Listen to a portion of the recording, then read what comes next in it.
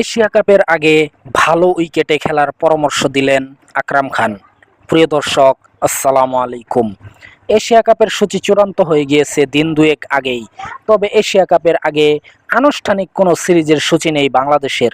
তবে বিসিবির পরিকল্পনা রয়েছে সিরিজ আয়োজনের জন্য।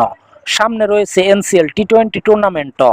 বিসিবি পরিচালক আকরাম খান অবশ্য ভালো উইকেটে খেলার পরামর্শ দিলেন। আমরা পরিকল্পনা করছি এশিয়া কাপের কন্ডিশনের মতো উইকেটই করব।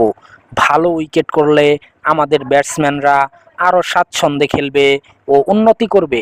সিলেট ও চট্টগ্রামের উইকেট অনেক ভালো। আকরাম খান মনে করেন টি-20 ফরম্যাটে মানিয়ে নেওয়াটা গুরুত্বপূর্ণ।